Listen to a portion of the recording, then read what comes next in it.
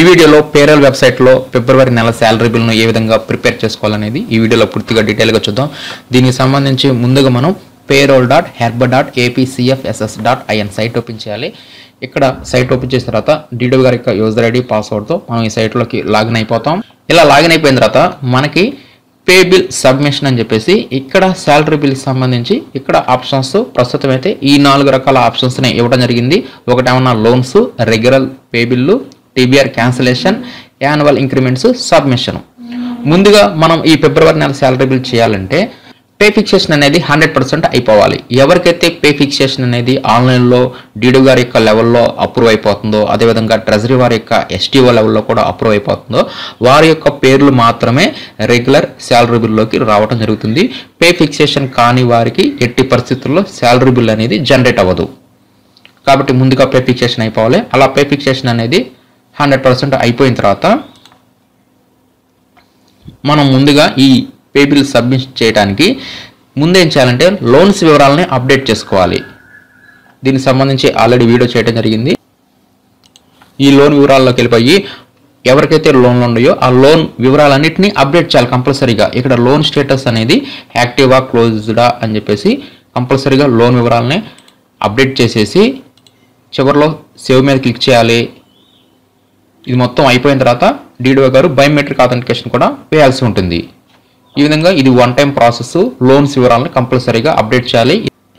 ఈ లోన్ వివరాల్లో ఎంత అమౌంట్ అయితే ఉంటుందో సేమ్ అయ్యే వివరాలు శాలరీ బిల్లులోకి రిఫ్లెక్ట్ అవ్వడం జరుగుతుంది. కాబట్టి నెక్స్ట్ ఏం చేయాలంటే ఈ లోన్ వివరాలను అప్డేట్ చేసిన తర్వాత యాన్యువల్ ఇంక్రిమెంట్స్ సబ్మిట్ చేయాల్సి ఉంటుంది. ఇక్కడ యాన్యువల్ ఇంక్రిమెంట్స్ సబ్మిట్ చేయడానికి లింక్ మీద క్లిక్ చేయాలి. నెక్స్ట్ ఇక్కడ డీడీఓ కోడ్ సెలెక్ట్ చేసుకోవాలి. నెక్స్ట్ ఇక్కడ ఇంక్రిమెంట్ డేట్, ఇక్కడ జనవరి నెలలో కొంతమందికి ఇంక్రిమెంట్స్ లేకుండానే శాలరీ పడింది కాబట్టి ఆ ఇంక్రిమెంట్స్ని కూడా ఇప్పుడు యాడ్ చేయవచ్చు. కాబట్టి ముందుగా జనవరి నెలలో ఎవరికైతే ఇంక్రిమెంట్స్ ఉన్నాయో వారిని యాడ్ చేసుకోండి. ఇక్కడ యాడ్ చేయడానికి యాడ్ మీద క్లిక్ చేసిన తర్వాత ఇక్కడ ఆ ఇంక్రిమెంట్కి సంబంధించి ప్రొసీడింగ్ కాపీని అప్లోడ్ చేయాలి. అదేవిధంగా డీడీఓ గారి బయోమెట్రిక్ ఆథెంటికేషన్ కూడా చేయాల్సి ఉంటుంది. ఈ విధంగా ముందుగా జనవరిది అయిపోయిన తర్వాత నెక్స్ట్ ఫిబ్రవరి ఇంక్రిమెంట్స్ని యాడ్ చేసుకోండి. నెక్స్ట్ మంత్ నుంచి అయితే ఏ నెలకు ఆ నెల ఇంక్రిమెంట్ మాత్రమే యాడ్ చేస్తాం. నెక్స్ట్ ఫిబ్రవరి మంత్ సెలెక్ట్ చేసుకున్న తర్వాత ఈ ఫిబ్రవరి నెలలో కూడా ఎవరికైతే ఇంక్రిమెంట్ డ్యూ ఉంటుందో వారి పేర్లు ఇక్కడ మనకు కనిపిస్తాయి. ఈ డ్యూ అనేది మనం ఫిక్సేషన్లో ఇచ్చిన నెక్స్ట్ ఇంక్రిమెంట్ డ్యూ డేట్ ఆధారంగా తీసుకోవడం జరుగుతుంది. ఇక్కడ ఇంక్రిమెంట్ యాడ్ చేయడానికి యాడ్ మీద క్లిక్ చేయాలి. ప్రతి ఎంప్లాయీకి సంబంధించి ఆ ఇంక్రిమెంట్ ప్రొసీడింగ్ ఆర్డర్స్ని అప్లోడ్ చేయాలి. అదేవిధంగా బయోమెట్రిక్ ఆథెంటికేషన్ కూడా వేయాల్సి ఉంటుంది.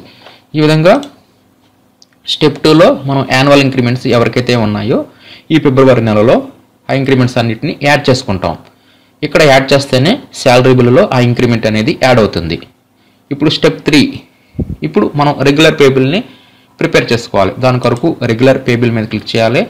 నెక్స్ట్ ఓకే మీద క్లిక్ చేస్తాం. ఇక్కడ డీడీఓ కోడ్ సెలెక్ట్ చేసుకుంటాం. నెక్స్ట్ ఇక్కడ హెడ్ ఆఫ్ అకౌంట్ సెలెక్ట్ చేసుకుంటాం.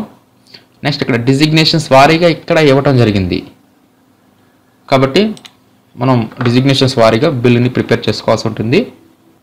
ఎంప్లాయీలో ఇక్కడ సెలెక్ట్ ఆల్ కొడితే అందరి పేర్లు ఇక్కడ యాడ్ అవుతాయి. నెక్స్ట్ గెట్ డేటా మీద క్లిక్ చేయాలి. ఇక్కడ ఎవరికైతే పే ఫిక్సేషన్ అయిపోతుందో వారి యొక్క పేర్లు మాత్రమే ఇక్కడ కనిపిస్తాయి, మిగతా వారి పేర్లు కనిపించవు. ఇది చాలా సింపుల్.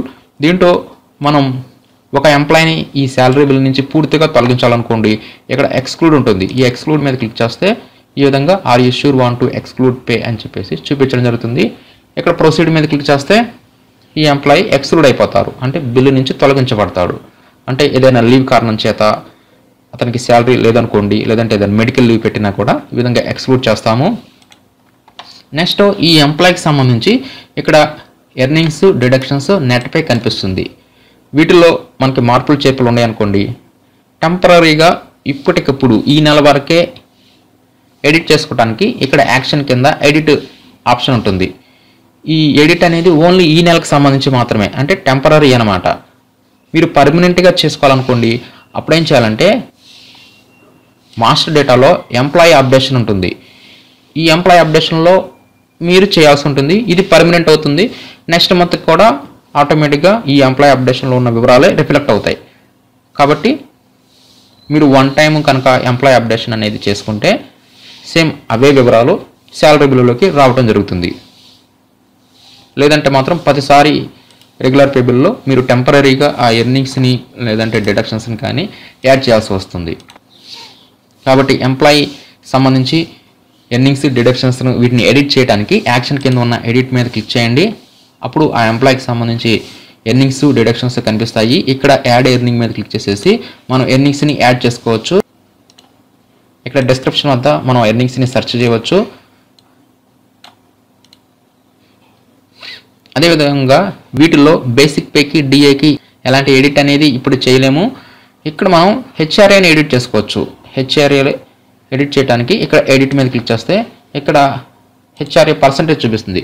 ప్రస్తుతం అయితే ఇంకా ఈ హెచ్ఆర్ఏ రివైజ్డ్ జీవో రాలేదు కాబట్టి 8% మాత్రమే ఈ ఫిబ్రవరి నెలలో చూపించడం జరుగుతుంది.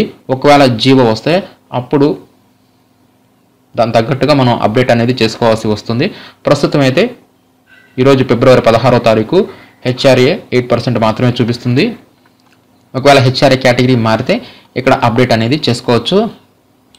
ఇక్కడ మనం అమౌంట్ని ఆటోమేటిక్గా ఆ పర్సంటేజ్ సెలెక్ట్ చేసుకుంటే ఆటోమేటిక్గా అమౌంట్ కూడా మారిపోతుంది. ఇక్కడ రిమార్క్స్ వద్ద కూడా ఎందుకు చేంజ్ చేసామనేది కూడా మనం రిమార్క్స్ అనేది ఇవ్వవలసి ఉంటుంది. అదేవిధంగా డిడక్షన్స్లో ఏమైనా ఎడిట్ ఉంటే ఇక్కడ ఎడిట్ మీద క్లిక్ చేసేసి ఆ అమౌంట్ని ఇక్కడ మనం ఎడిట్ చేసుకోవచ్చు. ఇవన్నీ టెంపరీ ఎడిట్ అనమాట. ఈ నెల వరకే మారటం జరుగుతుంది. నెక్స్ట్ నెల మరలా మార్చుకోవాల్సి వస్తుంది. కాబట్టి మీరు పర్మనెంట్గా చేయాలంటే ఎంప్లాయీ అప్డేషన్ చేయండి, అది పర్మనెంట్గా ఉంటుంది. నెక్స్ట్ జేఎస్ ఎడిట్ కావాలన్నా ఇవన్నిటిని మనం ఎడిట్ చేసుకోవచ్చు. ఇక్కడ ఫిబ్రవరి నెలలో మనం ఇన్కమ్ ట్యాక్స్ యాడ్ చేయాలనుకోండి, యాడ్ డిడక్షన్స్లోకి వెళ్ళిపోయి ఇక్కడ ఇన్కమ్ ట్యాక్స్ వస్తుంది. మీరు డిస్క్రిప్షన్లో ఇన్కమ్ ట్యాక్స్ అని చెప్పేసి సెర్చ్ చేసినా సరే మనం ఇన్కమ్ ట్యాక్స్ అమౌంట్ ఎంత కట్ అవ్వాలనేది కూడా ఇక్కడ మాన్యువల్గా ఇవ్వవచ్చు. ఇక్కడ రిమార్క్స్ వద్ద కూడా ఇక్కడ రిమార్క్స్లో కూడా ఐటీ డిడక్షన్ అని చెప్పేసి ఈ విధంగా రిమార్క్స్ కూడా అక్కడ టైప్ చేయాల్సి ఉంటుంది.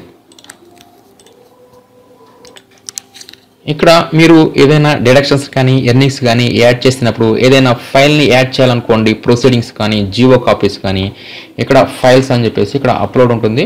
ఇక్కడ మనం అప్లోడ్ చేయవచ్చు. అది ఎందుకు మనం మార్చాము అనేది దానికి సంబంధించి ప్రొసీడింగ్స్ అనమాట. కాకపోతే ఇది ఆప్షనల్లో, కంపల్సరీగా అప్లోడ్ చేయవలసిన అవసరం లేదు. నెక్స్ట్ ఏదైనా సరే ఈ విధంగా ఇన్కమ్ ట్యాక్స్ కానీ ఇలా మనం టెంపరీగా అప్డేట్ చేసాం అనుకోండి, సేవ్ చేయడానికి సేవ్ మీద క్లిక్ చేయాలి. ఇక్కడ సిపిఎస్ వారికి అయితే సిపిఎస్ అమౌంట్ అనేది ఇక్కడ కనిపించట్లేదు ఆటోమేటిక్గా. అది కనిపించాలంటే ఎంప్లాయీ అప్డేషన్లో సిపిఎస్ని యాడ్ చేసుకుంటే ఆటోమేటిక్గా ప్రతి నెల ఇక్కడ కనిపించడం జరుగుతుంది. కాబట్టి ఇప్పుడు సిపిఎస్ అమౌంట్ని యాడ్ చేయాలనుకోండి, యాడ్ డిడక్షన్ మీద క్లిక్ చేసేసి ఇక్కడ డిస్క్రిప్షన్లో సిపిఎస్ అని చెప్పేసి సెర్చ్ చేస్తే మీకు కనిపిస్తుంది 2043. ఇక్కడ సిపిఎస్ అనేది బేసిక్ పే నుంచి 10, డిఏ నుంచి 10, ఇది ఆటోమేటిక్గా క్యాల్కులేషన్ చేసి ఎంత అమౌంట్ అనేది కూడా ఇక్కడ చూపిస్తుంది.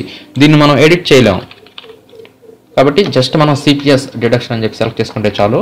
ఇక్కడ రిమార్క్స్ వద్ద కూడా సిపిఎస్ కాంట్రిబ్యూషన్ అని చెప్పేసి ఇక్కడ ఏదో ఒకటి కంపల్సరీగా రిమార్క్స్ ఇచ్చేసేసి యాడ్ మీద క్లిక్ చేస్తే అప్పుడు సిపిఎస్ వారికి ఈ విధంగా సిపిఎస్ డిడక్షన్ అనేది ఇక్కడ యాడ్ అవుతుంది.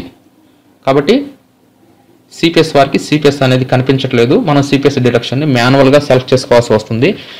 ఇట్లా మాన్యువల్గా ప్రతి నెల చేయకుండా ఉండాలంటే ఎంప్లాయీ అప్డేషన్లో ఒకసారి చేస్తే సరిపోతుంది. ఇప్పుడు నేను సిపిఎస్ యాడ్ చేశాను, ఈ డిడక్షన్ ఇలాగే సేవ్ అవ్వాలనుకోండి, అప్పుడు సేవ్ మీద క్లిక్ చేయండి. అప్పుడు ఈ ఎర్నింగ్స్ డిడక్షన్స్ మనం మార్చినవి సేవ్ అవుతాయి. అది ఈ నెల వరకే. లేదు మరలా మొదటికి వచ్చేయాలనుకోండి, శాలరీ బిల్ ఓపెన్ చేయగానే ఎలా ఉందో అలాగే రావాలనుకోండి, రీప్రాసెస్ మీద క్లిక్ చేయండి. అప్పుడు మనం యాడ్ చేసిన ఈ ఎర్నింగ్స్ కానీ డిడక్షన్స్ అన్నీ పోయి మరలా ఫ్రెష్గా బిల్ ఓపెన్ అవుతుంది. కాబట్టి ఈ విధంగా రీప్రాసెస్ మీద క్లిక్ చేస్తే మరలా ఫ్రెష్గా వచ్చేస్తుంది. సేవ్ అంటే మనం టెంపరీగా యాడ్ చేసిన ఎర్నింగ్స్ డిడక్షన్స్ సేవ్ అవుతాయి. కాబట్టి ఈ విధంగా ప్రతి ఎంప్లాయీకి సంబంధించి యాక్షన్ కింద ఉన్న ఎడిట్ చెక్ చేసుకొని అక్కడ సేవ్ చేయాలి. ఈ విధంగా ఎర్నింగ్స్ డిడక్షన్స్ అంతా ఓకే అనుకుంటే, అదేవిధంగా ఫిబ్రవరి నెలలో ఇన్కమ్ ట్యాక్స్ కూడా యాడ్ చేసిన తర్వాత అంతా టాలీ అయితే అప్పుడు మనం ఫైనల్లో సేవ్ అండ్ నెక్స్ట్ మీద క్లిక్ చేయాలి. ఇలా క్లిక్ చేయడానికి మనం ఇక్కడ ఎంప్లాయీస్ని సెలెక్ట్ చేసుకోవాలి.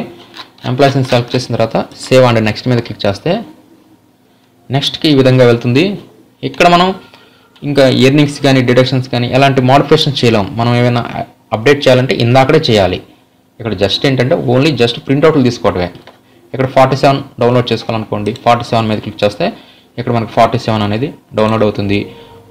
అదేవిధంగా 47 సమ్మరీ అవుతుంది. ఇక్కడ పే స్లిప్, ఇక్కడ మనం పే స్లిప్ మీద క్లిక్ చేస్తే ఈ ఎంప్లాయీస్ అందరికి సంబంధించి పీడిఎఫ్లో పే స్లిప్ అనేది డౌన్లోడ్ అవుతుంది. నెక్స్ట్ షెడ్యూల్ డౌన్లోడ్ చేసుకోండి. షెడ్యూల్ మీద క్లిక్ చేస్తే మనం షెడ్యూల్స్ని డౌన్లోడ్ చేసుకోవచ్చు. మనం ఇక్కడ వేరియేషన్ రిపోర్ట్స్ని చెక్ చేసుకోవాలనుకోండి, ఇక్కడ వేరియేషన్ మీద క్లిక్ చేస్తే వేరియేషన్ రిపోర్ట్స్ని చెక్ చేసుకోవచ్చు. అదేవిధంగా ఈ సైన్ కన్ఫర్మేషన్ అంటే శాలరీ బిల్ అంతా ఓకే అనుకుంటే అప్పుడు ఈ సైన్ కన్ఫర్మేషన్ అయినా చేయవచ్చు, లేదంటే బయోమెట్రిక్ కన్ఫర్మేషన్ అయినా చేయవచ్చు. ఈ రెండిట్లో కంపల్సరీగా ఏదో ఒక ఆప్షన్ యూజ్ చేసి మనం వెరిఫికేషన్ అనేది చేయాలి. అప్పుడు ఈ బిల్ అనేది సిఎఫ్ఎంఎస్ సైట్లోకి వెళ్తుంది. ముందు డీడో గారి యొక్క సిఎఫ్ఎంఎస్ సైట్లోకి వెళ్తుంది. ఆ సిఎఫ్ఎంఎస్ సైట్లో కూడా అక్కడ కూడా తంబు వేయాలి, అప్పుడు ట్రెజరీ వారికి వెళ్ళటం జరుగుతుంది.